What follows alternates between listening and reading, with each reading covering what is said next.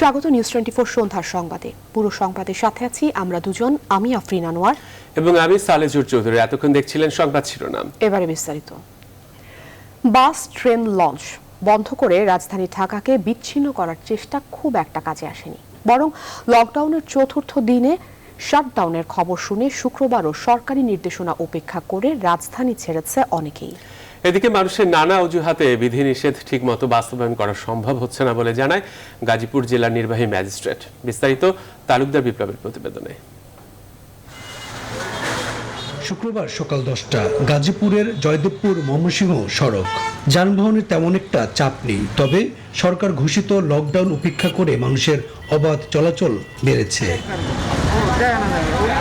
বেলা বাড়ার সঙ্গে সঙ্গে বিভিন্ন যানবাহন ও বাড়ি ফেরা মানুষের চাপ বেড়ে যায়। এসব নিয়ন্ত্রণে টঙ্গী এলাকায় চেকপোস্ট বসানো হয়। দেখি ঢাকা থেকে আমি আসছি, আব্দুল্লাহপুর এখানে নামাইছি। বাজার পর্যন্ত কথা হয়েছিল, তো বাজার তো এখানে, বাজার পর্যন্ত নামাইতে চাইছিলাম। লোক নিচ্ছি 10 জনের মতো। 10 জন কত করে নিয়ে যাচ্ছে? জি 500 টাকা করে। এখন বাড়িতে ইমার্জেন্সি কাজ যেতে হইব। চারপাশে দেখেন সবই তো খোলা, এখন যে কর্মস্থলে যাবে সে তো যাওয়ারই। আমি তো বেরিয়েছি, সবাই বেরিয়েছে, বিদে বেরিয়েছে, যদি শাটডাউন দেয় আমি বের হবো না। এ সময় শাটডাউনের আশঙ্কায় ঢাকা ছাড়ছেন বলে জানায় কেউ কেউ। এই সময় কেউ ঘুরতে যায়, অফিসের কাজে যাবে। অফিসের কাজে? হ্যাঁ যাচ্ছি, আমি সব ফ্যামিলি সঙ্গে। শুক্রবার আমি গেছিলাম ঢাকা মেট্রোপলিটন হসপিটালে, আমার আম্মা গতকালকে রাত্রে স্ট্রোক করছে। মা অসুস্থ তো, টাকা নিয়ে আমার কাছে যাচ্ছি। কালকে বলে লকডাউন, তার জন্য তাড়াতাড়ি যাচ্ছি, এই ঈদের ছুটির জন্যই যাবো। হ্যাঁ, ঈদ করতে যাচ্ছি। তাড়াতাড়ি যাচ্ছেন কেন? এই তো পরে আরো সমস্যা হইতে পারে, লকডাউনটা অলরেডি শুরু হয়ে গেছে। এ সময় গাজীপুর জেলার নির্বাহী ম্যাজিস্ট্রেট জানান, নানা অজুহাতে লকডাউনের বিধিনিষেধ বাস্তবায়ন সম্ভব হচ্ছে না। আমরা সরকারি নির্দেশনা মান্য করানোর জন্য আমরা যারা জরুরি পরিষেবা ছাড়া কেউ যাতে মুভ না করতে পারে, জনসাধারণের চলাচলের প্রতি নিষেধাজ্ঞা আছে, সেটাই কার্যকর করার জন্য আমরা মাঠে আছি। ঢাকা ছাড়ার চিত্র শুধু আব্দুল্লাহপুর নয়, গাবতলী সায়দাবাদ প্রান্তেও লক্ষ্য করা গেছে। তালুকদার বিপ্লব, নিউজ 24, ঢাকা। দেশে 24 ঘন্টায় করোনা ভাইরাসে 108 জনের মৃত্যু হয়েছে। গেল বছরের মার্চে করোনার সংক্রমণ শুরুর পর এটি একদিনে দ্বিতীয় সর্বোচ্চ মৃত্যুর ঘটনা। এর থেকে বেশি মৃত্যু হয়েছিল গেল 19 এপ্রিল, সেদিন মারা যায় 112 জন। বৃহস্পতিবার বিকেলে স্বাস্থ্য অধিদপ্তরের সংবাদ বিজ্ঞপ্তিতে এসব তথ্য জানানো হয়েছে। 24 ঘন্টায় করোনা শনাক্ত হয়েছে 5,869 জনের।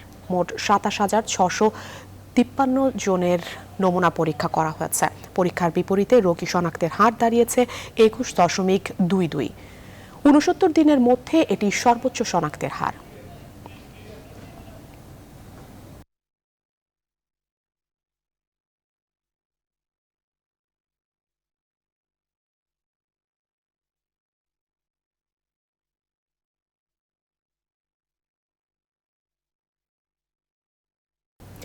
ঢাকাকে বিচ্ছিন্ন করার প্রচেষ্টার চতুর্থ দিন আজ।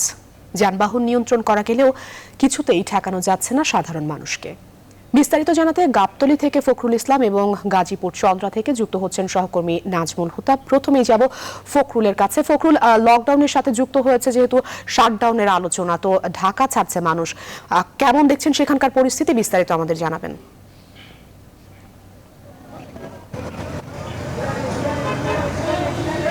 আপনি লক্ষ্য করছেন আসলে মানুষ, যেসব যাত্রীরা তারা আসলে হাজার হাজার মানুষ সেই গাবতলী থেকে ছুটে আসছে উত্তরবঙ্গ এবং বিভিন্ন জেলায়, উত্তরাঞ্চলের বিভিন্ন জেলা যাওয়ার উদ্দেশ্যে। আপনি দেখতে পাচ্ছেন ব্যাগ নিয়ে সাধারণ মানুষ তারা। আপনি জানেন যে কথাটি আপনি বলছিলেন যে শাটডাউনের একটি ঘোষণার কথা শোনা যাচ্ছে বারবারই, কারণ আপনি জানেন যে সংক্রমণ এরই মধ্যে ভয়াবহ মাত্রায় ছাড়িয়ে যাচ্ছে এবং যে মৃত্যু সেটিও কিন্তু অনেকটা বেড়ে যাচ্ছে। এর কারণে সাধারণ মানুষের মধ্যে দীর্ঘদিনের একটি শাটডাউন কিংবা লকডাউনের যে একটা আশঙ্কা, সে আশঙ্কা থেকে সাধারণ মানুষ যারা রয়েছেন, খেটে খাওয়া মানুষ, তারা আসলে এই রাজধানী ছাড়তে শুরু করেছেন।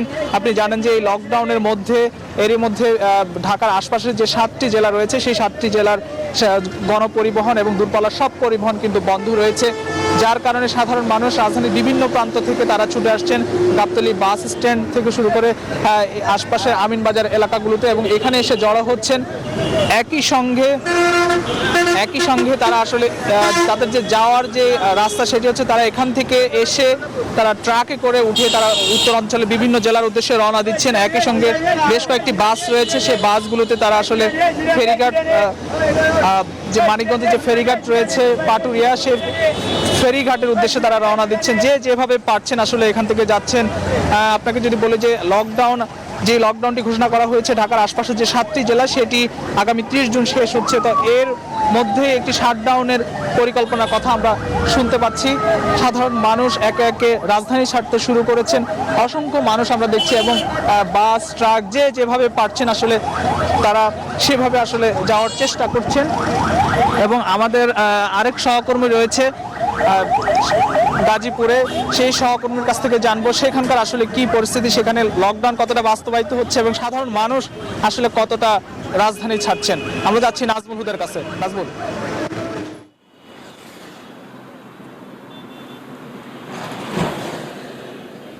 ফখরুল, আপনাকে অসংখ্য ধন্যবাদ। আপনি জানাচ্ছিলেন রাজধানীর গাবতলী থেকে। এই মুহূর্তে রয়েছে আমি গাজীপুরের চন্ডা এলাকায়। সেখানে কিন্তু আজকে যেহেতু শুক্রবার এবং সামনে ঈদ এবং বড় ধরনের শাটডাউন হওয়ার সম্ভাবনা রয়েছে বলে এখানকার যারা লোকজন তারা কিন্তু আসলে এখনই বাড়িতে চলে যাচ্ছে, যেহেতু যে যেভাবে পড়ছে সেভাবেই কিন্তু আসলে বাড়িতে যাচ্ছে। এবং এখানে কিন্তু আপনি একটা জিনিস লক্ষ্য করা গেছে যে সকাল থেকেই কিন্তু আপনার এই যে আপনার বাস চলছে, এখনো কিছু কিছু বাস চলছে, এবং যেই বাসগুলি আসলে চলার কথা না গাজীপুরের চন্ডা এলাকায়, আমরা কিন্তু আপনাদেরকে একটু দেখানোর চেষ্টা করছি যে ক্যামেরার মাধ্যমে যে অনেক বাস এখনো চলছে। এবং যেহেতু এটা গাজীপুর একটি শিল্প অঞ্চল, এই শিল্প অঞ্চলের মানুষ কিন্তু যেহেতু যাতায়াত করছে, এবং এইখান থেকে আপনার উত্তরবঙ্গের যে 21টি জেলা লোকজন কিন্তু যাতায়াত করতে আজকে শুক্রবারে কিন্তু তারা এখান থেকে দেখছেন যে অনেকেই কিন্তু আসলে ভেঙে ভেঙে যে যেভাবে পারছে বাড়িতে গেছে। এবং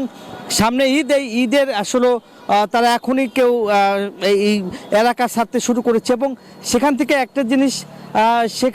একটা জিনিস আপনি লক্ষ্য করছেন যে ধীরে ধীরে কিন্তু যেহেতু ঈদ সামনে আসতে শুরু করেছে, তারই মধ্যে কিন্তু এলাকা ছাড়তে শুরু করেছে, এবং শহরে এবং ঢাকায় কিন্তু বিচ্ছিন্ন করতে এবং যে প্রস্তুতি নেওয়া হয়েছে পুলিশের পক্ষ থেকে, সেই প্রস্তুতি অনেকটাই কিন্তু ভেঙে পড়েছে। কারণ হচ্ছে এই মুহূর্তে আসলে যে জেলাগুলো আপনি দেখছেন যে 7টি জেলায় আগামী 30 তারিখ পর্যন্ত লকডাউন দেওয়া হচ্ছে, এবং 30 তারিখে কিন্তু আসলে শেষ হয়ে যাচ্ছে। যার কারণে আসলে যেহেতু আজকে 25 তারিখ, আরও 5 দিন রয়েছে 30 তারিখ আসতে, মূলত এই লকডাউন মানে কার্যকর করতে কিন্তু পুলিশের পক্ষ থেকে কিন্তু নানা ধরনের প্রস্তুতি নেওয়া হয়েছে, এবং পুলিশ কিন্তু ধীরে ধীরে কাজ করছে, এবং হাইওয়েতে কিন্তু পুলিশ রয়েছে, এবং এই যাত্রীবাহী যেসব বাসগুলি চলছে সেগুলো ধরে ধরে তারা বলছে জরিমানা করছে। এই ছিল আমার কাছে গাজীপুর চন্ডা থেকে সর্বশেষ লকডাউনের সর্বশেষ খবর। চলে যাচ্ছি স্টুডিওতে। নাজমুল, আপনাকে অসংখ্য ধন্যবাদ। সহকর্মী ফখরুল ইসলাম গাবতলী থেকে এবং নাজমুল হুদা গাজীপুরের চন্ডা থেকে আমাদের সাথে যুক্ত ছিলেন। তারা কিন্তু আসলে যেমনটি জানাচ্ছিলেন যে লকডাউন না শাটডাউন চূড়ান্ত সিদ্ধান্তের আগেই ঢাকা ছাড়তে শুরু করেছে সাধারণ মানুষ। করোনার ঢেউ মোকাবেলায় শাটডাউন না লকডাউন, নানা প্রশ্নের জন্ম দিয়েছে জনমনে। জনস্বাস্থ্য বিশেষজ্ঞরা মনে করছেন শাটডাউন শব্দ সবাইকে চমকে দিয়েছে। লকডাউন আর শাটডাউনের মধ্যে আবিধানিক কোনো পার্থক্য নেই বলে জানিয়েছেন কোভিড-19 সংক্রান্ত জাতীয় কারিগরি পরামর্শ কমিটির সভাপতি ডক্টর মোহাম্মদ শহীদুল্লাহ। জনস্বাস্থ্য বিশেষজ্ঞরা বলছেন লকডাউন ও কঠোর লকডাউন ব্যর্থ হওয়ায় নতুন শব্দ শাটডাউন ব্যবহার। তবে শাটডাউনের মধ্যে প্রায় সবকিছুই বন্ধের পরিকল্পনা ও প্রস্তুতি গ্রহণ করেছে এবার সরকার। অন্তরা বিশ্বাসের প্রতিবেদনে বিস্তারিত। কঠোর বিধিনিষেধ, লকডাউন, কঠোর লকডাউন, এরপর আসছে শাটডাউন। কি এই শাটডাউন, তা নিয়ে জনমনে প্রশ্ন জাগছে। কোভিড-19 সংক্রান্ত জাতীয় কারিগরি পরামর্শ কমিটি বুধবার রাতে তাদের 38তম সভায় দেশে 14 দিনের শাটডাউন দেওয়ার সুপারিশ করে। তারপর থেকেই প্রশ্ন, লকডাউন আর শাটডাউনের পার্থক্যটা আসলে কি? এটা লকডাউন আর শাটডাউনের মধ্যে তেমন কোনো আবিধানিক পরিবর্তন নেই, পার্থক্য নেই।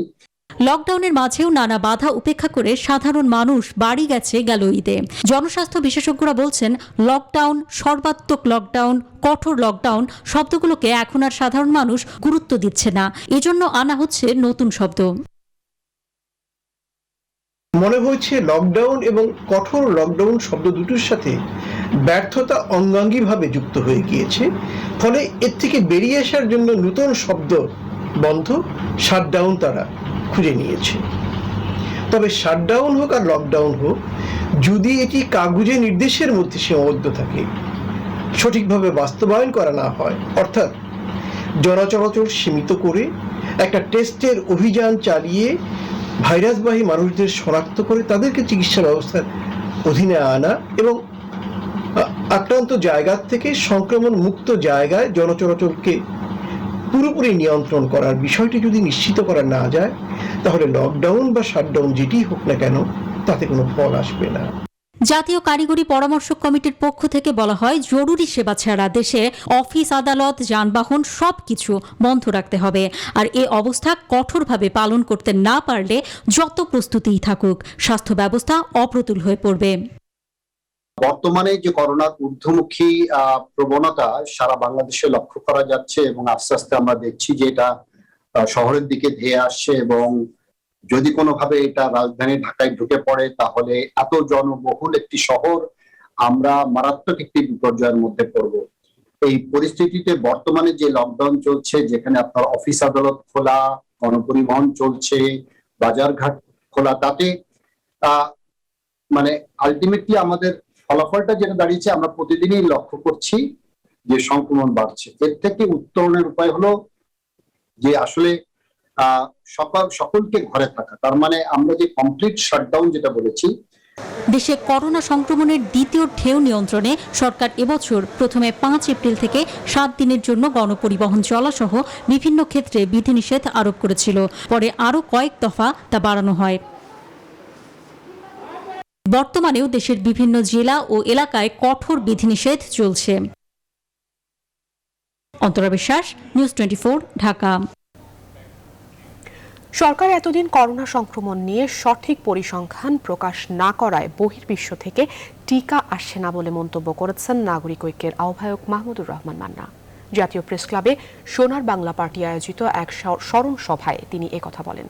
মন্ত্রীদের কড়া সমালোচনা করে মান্না বলেন, পুরো করোনাকালেই তারা জনগণের সাথে প্রতারণা করেছে।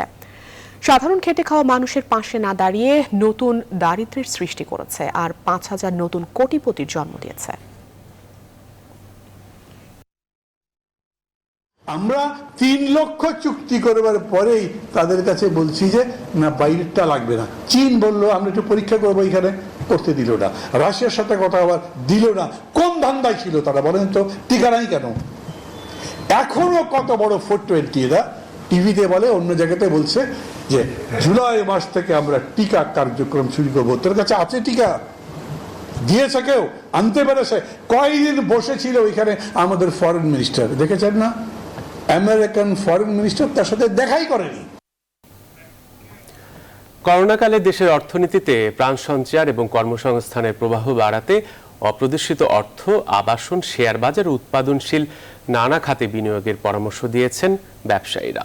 তাদের মতে অপ্রদর্শিত অর্থ অর্থনৈতিক অঞ্চল ও শিল্প খাতে বিনিয়োগ হলে দেশ থেকে টাকা পাচার কমে আসবে, বাড়বে কর্মসংস্থানের সুযোগ। তবে এক্ষেত্রে যুগ যুগ ধরে নয়, সময় বেঁধে তা সুনির্দিষ্ট করা যেতে পারে বলে মত উদ্যোক্তা ও বিশ্লেষকদের। বিস্তারিত জানাচ্ছেন বাবু কামরুজ্জামান। 2021-22 অর্থ বছরের প্রস্তাবিত বাজেটে কালো টাকা সাদা করার সুযোগ দেওয়ার বিষয়ে নতুন করে কোনো ঘোষণা দেননি অর্থমন্ত্রী আহম মুস্তফা কামাল। তবে আয়কর অধ্যাদেশের 19 ধারা অনুযায়ী এনবিআরের কয়েকটি শর্ত মেনে এবং নির্দিষ্ট পরিমাণ কর ও জরিমানা দিয়ে কালো টাকা বা অপ্রদর্শিত অর্থ সাদা করা যাবে। অপ্রদর্শিত অর্থ উৎপাদনশীল খাতে বিনিয়োগ করা গেলে অর্থনীতিতে চাঙ্গা ভাব থাকবে এবং অর্থ পাচার কমে আসবে বলে মনে করছেন অনেক ব্যবসায়ীরা। তবে ঢালাওভাবে সারা জীবনের জন্য নয়, বরং নির্দিষ্ট সময় নির্ধারণের কথা বলছে এফবিসিসিআই। আর আবাসন ব্যবসায়ীদের সংগঠন রিহেব বলছে, মহামারীর এই সময়ে এই সুযোগ অব্যাহত থাকলে কমবে মুদ্রা পাচার। আগামী অর্থ বছরে যদি সেই সুযোগ রাখা হয় তাহলে অবশ্যই এর বহুগুণ টাকা আমাদের অর্থনীতিতে ফেরত আসবে, যাতে আমাদের দেশ থেকে টাকাগুলো পাচার হয়ে না যায়। এই যে 15,000 কোটি টাকা আমাদের অর্থনীতিতে বিনিয়োগ হয়েছে, এই টাকাগুলো যদি বিনিয়োগ হওয়ার সুযোগ না হতো তাহলে কিন্তু এই টাকাগুলো বিদেশে চলে যেত। ইকোনমিক জোনস গুলো আসছে, অনেকগুলো অ্যাভিনিউজ আসছে, বড় বড় অবকাঠামো হচ্ছে। এটা সুনির্দিষ্ট একটা সময়ের জন্য কোনো উৎপাদনশীল খাতে এই টাকাটা যদি ব্যয় করেন তাহলে দেশের উপকার হয়, অর্থনীতি চাঙ্গা হয় এবং একই সঙ্গে কর্মসংস্থানও হয়। হিসাব বলছে এখন পর্যন্ত অপ্রদর্শিত প্রায় 14,000 কোটি টাকা অর্থনীতির মূল স্রোতধারায় এসেছে, যেখান থেকে সরকার রাজস্ব পেয়েছে প্রায় 1,500 কোটি টাকা। কালো টাকা নিয়ে নানা মতবিরোধ থাকলেও বৈধ উপায়ে আয় করেছেন, কিন্তু কর দেয়নি। এমন অপ্রদর্শিত অর্থ কর পরিশোধ সাপেক্ষে কেউ বিনিয়োগ করতে চাইলে তা বিবেচনার কথা বলছেন সাবেক তত্ত্বাবধায়ক সরকারের এই উপদেষ্টা। তোমার একটা অ্যাপার্টমেন্ট আছে, বিক্রি করেছো, রেজিস্ট্রেশন কস্ট ইজ হাই, সুতরাং তোমার দাম কম দেখাচ্ছ। বৈধভাবে উপার্জিত, কিন্তু টাকার অঙ্কটা যেটা ঘোষণা দেওয়া হচ্ছে সেটা আন্ডারস্টেটমেন্ট হচ্ছে। এইরকম কিছু ক্ষেত্রে হলে সেটাও সে একটা সীমা রেখা দেওয়া উচিত। আর এবং সেখানেও এই বছরের অ্যাপ্লিকেবল ট্যাক্স রেট এবং তার উপরে জরিমানা নিয়ে দেওয়া উচিত। মহামারীর এই সময়ে শিল্প, স্বাস্থ্যসহ অর্থনীতির নানা খাতে অপ্রদর্শিত অর্থ নিয়োগের সুযোগ অব্যাহত থাকলে বিনিয়োগ ও কর্মসংস্থানে গতি বাড়বে বলে মত ব্যবসায়ীদের। বাবু কামরুজ্জামান, নিউজ 24, ঢাকা। করোনাকালে পরীক্ষা নিয়ে অনিশ্চয়তার মধ্যেই উচ্চ মাধ্যমিকের শিক্ষার্থীদের ফর্ম পূরণের নির্দেশনা দিয়েছে ঢাকা শিক্ষা বোর্ড। শিক্ষা বোর্ডের বিজ্ঞপ্তিতে শুক্রবার জানানো হয়, আগামী 29 জুন থেকে 11 জুলাইয়ের মধ্যে স্বাস্থ্যবিধি মেনে ফর্ম পূরণ করতে হবে। পরীক্ষার্থীদের সংখ্যা জানার জন্য শিক্ষার্থীদের ফর্ম পূরণের নির্দেশনা দেওয়া হয়েছে বলে জানিয়েছেন ঢাকা শিক্ষা বোর্ডের চেয়ারম্যান অধ্যাপক নেহাল আহমেদ। পরিস্থিতি খারাপের দিকে গেলে সময় বাড়ানো হবে, তবে বোর্ড নির্ধারিত ফির বাইরে কোনো শিক্ষা প্রতিষ্ঠান অতিরিক্ত অর্থ গ্রহণ করলে কঠোর শাস্তির হুঁশিয়ারিও দেন বোর্ড চেয়ারম্যান। মহামারীকালে গেল বছরের 17 মার্চ থেকে দেশের সব স্কুল কলেজ বন্ধ রয়েছে। ছাত্রদের কারা পরীক্ষার্থী তাদের তথ্যগুলো জানার জন্য কিন্তু আমাদের ফর্ম ফিল আপটা দেওয়া হচ্ছে। ফর্ম ফিল আপ না হলে তো আমরা বুঝবো না আমাদের কতজন পরীক্ষার্থীর জন্য আমাদের সার্টিফিকেট তৈরি করতে হবে, প্রশ্নপত্র তৈরি করতে হবে, এবং শাটডাউনের কথাও শোনা যাচ্ছে। যদি সেটা হয় আমরা পরবর্তী সময় বাড়িয়ে দিব সময়। ফর্ম ফিল আপে আমরা বোর্ড নির্ধারিত যে টাকা উল্লেখ করা আছে এর বাইরে কোন শিক্ষা প্রতিষ্ঠান যদি নেওয়ার চেষ্টা করে তাহলে সেই শিক্ষা প্রতিষ্ঠানের বিরুদ্ধে আমরা কঠোরতম ব্যবস্থা নিই।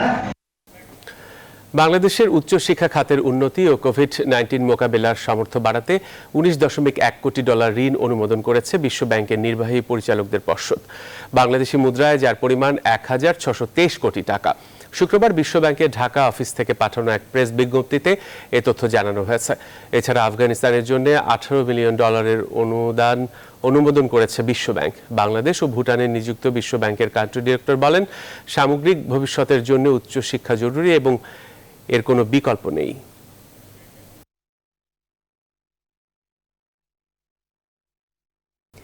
ডোপ টেস্টে কেউ পজিটিভ হলে সরকারি চাকরি পাবেন না।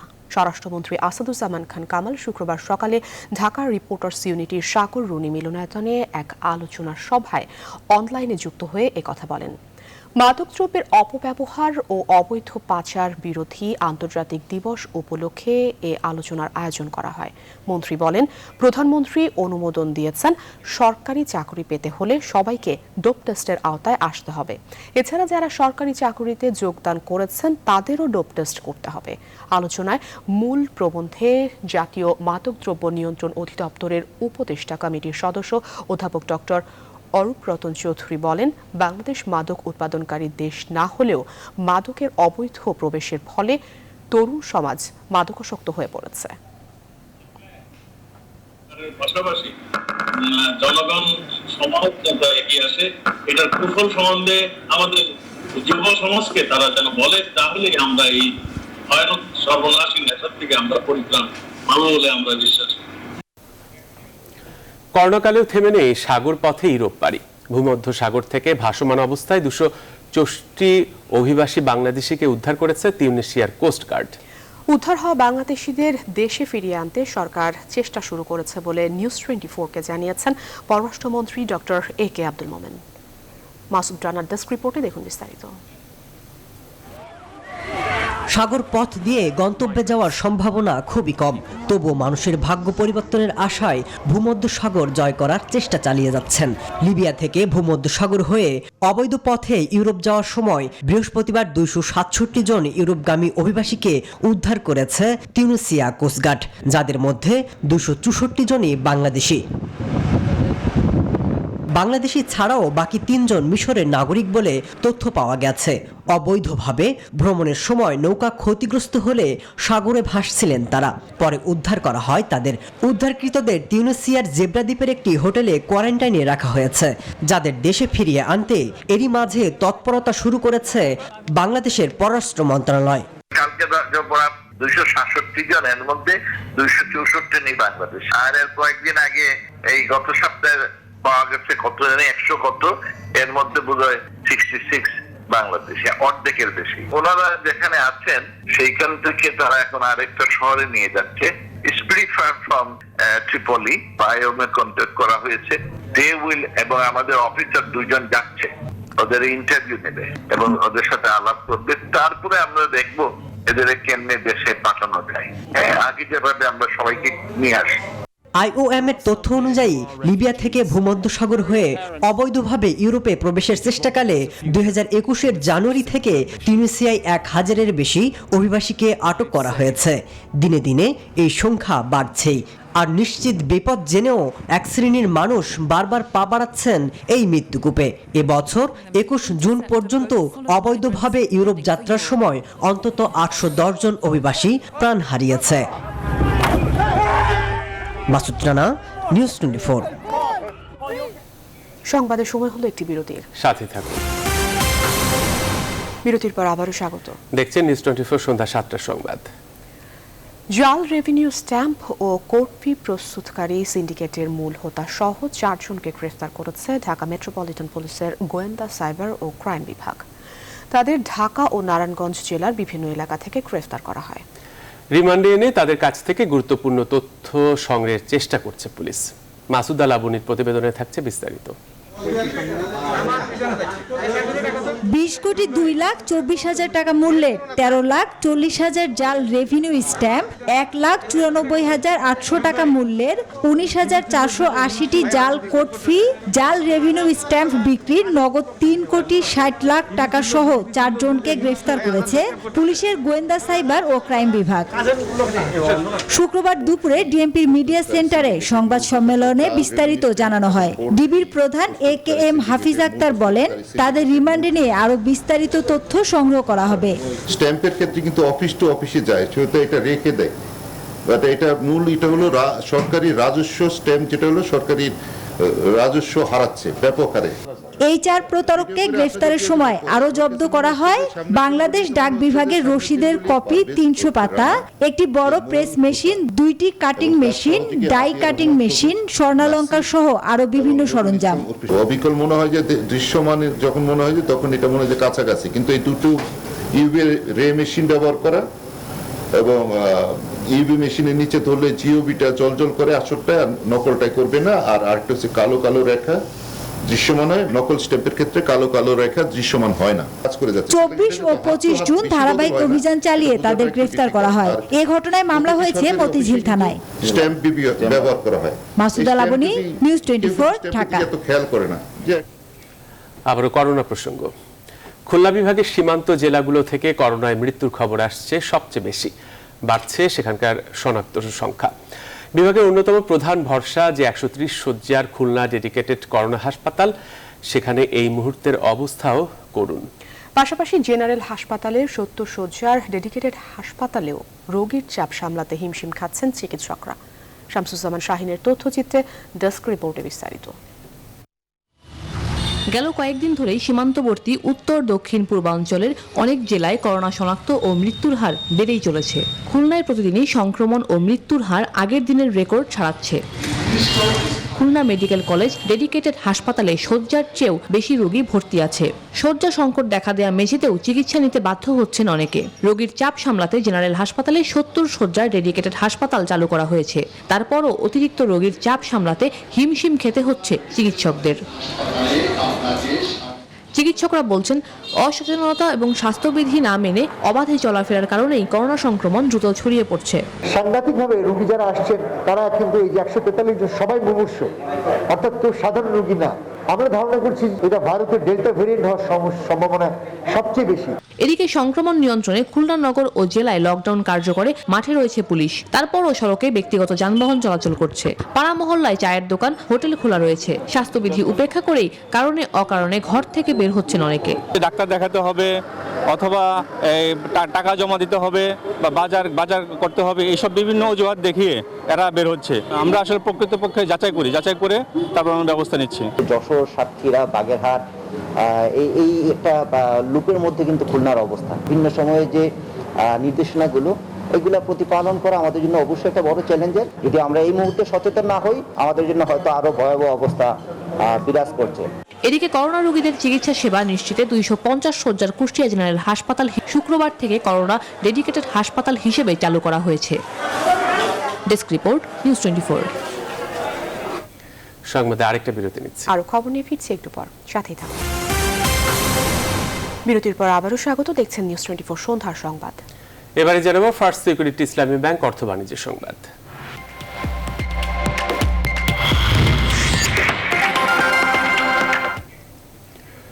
সরবরাহ সংকটে রাজধানীর বাজারগুলোতে বেড়েই চলছে মাছের দাম। পাশাপাশি বৃষ্টি আর লকডাউনের অজুহাতে সপ্তাহের ব্যবধানে কেজি প্রতি 10 থেকে 20 টাকা পর্যন্ত বেড়েছে বিভিন্ন প্রকার সবজির দামও। তবে নতুন করে বাড়েনি সয়াবিন তেল কিংবা মশলার দাম। ক্রেতারা বলছেন সামনে কোরবানির ঈদ, তাই এখন থেকেই বাজার মনিটরিং বাড়ানোর কোনো বিকল্প নেই। সুলতান আহমেদ জানাচ্ছেন বিস্তারিত। কদিন ধরে এই দেশের বিভিন্ন প্রান্তে টানা বৃষ্টিতে ক্ষতি হয়েছে সবজি চাষিদের। কোথাও কোথাও সবজি পচে যাওয়ার নজিরও তৈরি হয়েছে। আবার করোনা মহামারীতে চলছে বিভিন্ন জেলায় লকডাউন। সব মিলে সরবরাহ বিঘ্নিত হওয়ায় চড়া সবজির দাম। যদিও বিক্রেতাদের দাবি দাম এখনও নিয়ন্ত্রণে রয়েছে। এই যে আপনার বেগুন আপনার 50 টাকা কেজি কিনে আমার 60 টাকা একদম কম পক্ষে ব্যস্ত হবে। আপনার লাউ একটা 50 টাকা কিনে একদম 60 টাকা ব্যস্ত আছে। বর্ষাকালে নষ্ট হয়, এটার দাম বাড়তে পারে। তারপর যেগুলো মনে করেন ইনফুডের মাল, ওগুলোর দামও তো বাইরে গেছে, ওগুলো তো সিন্ডিকেট।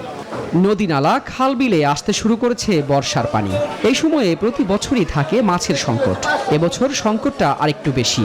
রাজধানীর বিভিন্ন বাজারে দেখা নেই নদী কিংবা বিলের মাছের, ফলে চাষের মাছের দামও চড়া। কেজিতে আপনার 50 টাকা 60 টাকা বেশি পড়ে। আর ইলিশ মাছটা অত্যাধিক। চিংড়ি আনতাম 500 টাকা, কিনে আনি 550 580 টাকা। তাহলে আমাদের একটু লাগবে তো 20 টাকা লাভ নাকি? রুই মাছের এই দাম বেশি। তবে নতুন করে অস্বস্তি বাড়েনি মাংসের দামে। গরুর মাংস বিক্রি হচ্ছে 580 থেকে 600 টাকা কেজি দরে। অন্যদিকে কিছুটা কমেছে দেশি মুরগির দাম। কুরবানির সিজন, এই কুরবানির সিজনে তো এখন গরু অনেকে বিক্রি করে না। দেশি মুরগির দাম এখন কেজি হচ্ছে 450 থেকে 500 টাকা, আর ব্রয়লার হচ্ছে আপনার 150 টাকা কেজি। বৃষ্টির অজুহাতে কিছুটা বেড়েছে অতি প্রয়োজনীয় আলুর দাম, বেড়েছে আদার দামও। তবে মশলার দাম অপরিবর্তিত রয়েছে বলে জানালেন বিক্রেতারা। শুধু আদার দাম একটু বাড়ছে, কেজিতে 10-20 টাকা বাড়ছে, এরকম কিছু না, আর সবই ঠিক আছে। প্রতি বছর কোরবানির ঈদ এলেই মশলার দাম নিয়ে কারসাজির চেষ্টা করে এক শ্রেণীর ব্যবসায়ী। এবছর তাদেরকে আগে থেকে নিয়ন্ত্রণের দাবি করছেন ক্রেতারা। সুলতান আহমেদ, নিউজ 24, ঢাকা। এবারে আন্তর্জাতিক প্রসঙ্গ। যুক্তরাষ্ট্রের ফ্লোরিডা অঙ্গরাজ্যের মিয়ামিতে বৃহস্পতিবার একটি 12 তলা ভবনের একাংশ ধসে একজনের মৃত্যু হয়েছে।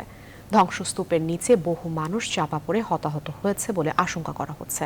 রয়টার্স জানায় মিয়ামি দাদে কান্ট্রির 12 তলা বিশিষ্ট আবাসিক ভবনটি ধসে পড়ায় মুহূর্তেই পুরো এলাকায় আতঙ্ক ছড়িয়ে পড়ে। তাৎক্ষণিকভাবে ঘটনাস্থলে পৌঁছায় দমকল বাহিনীর 80টি গাড়ি।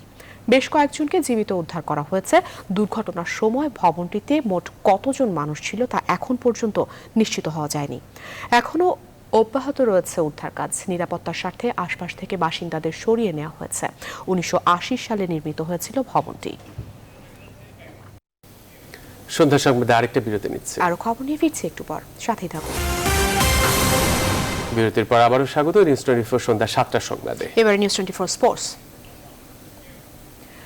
ঢাকা প্রিমিয়ার ডিভিশন ক্রিকেট লিগের অলিখিত ফাইনালে আগামীকাল মুখোমুখি হবে আবাহনী লিমিটেড ও প্রাইম ব্যাংক ক্রিকেট ক্লাব। দুই দলের পয়েন্ট সমান হওয়ায় আসরের শিরোপা নির্ধারণ হতে যাচ্ছে শেষ দিন। নানা সমীকরণে এই দুই দলের সাথে শিরোপার রেসে আছে প্রাইম দোলেশ্বরও। মিরপুরের Sher-e-Bangla Abahani prime bank match শুরু হবে দুপুর 2টায়। ফুটবলের খবর। দীর্ঘ ৪৪ দিনের বিরতির পর শনিবার থেকে আবারও মাঠে ফিরছে Bangladesh premier league football. Bangabandhu জাতীয় স্টেডিয়ামে বিকেল ৫টায় রহমতগঞ্জের বিপক্ষে লড়বে টেবিল টপার বসুন্ধরা কিংস। ১৫ ম্যাচে ৪৩ পয়েন্ট পাওয়া বসুন্ধরা কিংসের লক্ষ্য জয়ের ধারাবাহিকতা বজায় রাখা। অপরদিকে আন্ডারডগ হিসেবে এই ম্যাচে কিংসকে রুখে দেওয়ার লক্ষ্যেই মাঠে নামবে রহমতগঞ্জ মুসলিম ফ্রেন্ডস সোসাইটি। মাহফুজুল ইসলামের রিপোর্টে বিস্তারিত। কোভিড বাস্তবতায় টালমাটাল ফুটবল সূচি, তার উপর এই বঙ্গবন্ধু স্টেডিয়ামে দিন কয়েক পরেই শুরু হবে সংস্কার কাজ। মূল মাঠের কাজ শুরুর আগে তাই লিগ শেষ করার চ্যালেঞ্জ বাফুফের সামনে। বিশ্বকাপ বাছাই সহ নানান ব্যস্ততায় ৪৪ দিনের বিরতির পর আবারও শুরু হচ্ছে ক্লাব ফুটবলের দামামা। বসুন্ধরা কিংসের প্রতিপক্ষ রহমতগঞ্জ, যাদের বিপক্ষে অতীত ও সাম্প্রতিক সকল পরিসংখ্যান টেবিল টপারদের পক্ষে। টেবিলে অপ্রতিরোধ্য অস্কার ব্রুজনের বসুন্ধরা কিংস চাইবে ধরে রাখতে জয়ের ধারা। নামের পাশে কিংসের ১৫ ম্যাচে ৪৩ পয়েন্ট। দলের সব ফুটবলার আছেন বেশ ভালো অবস্থানে। আন্তর্জাতিক ব্যস্ততার পর তপু, জিকো, সুফিল, তারেক কাজিরা বেশ ফুরফুরে মেজাজে। চলতি লিগে হারের দেখা নেই কিংসদের। নতুন শুরুর আগে এটি দলের জন্য বাড়তি অনুপ্রেরণা।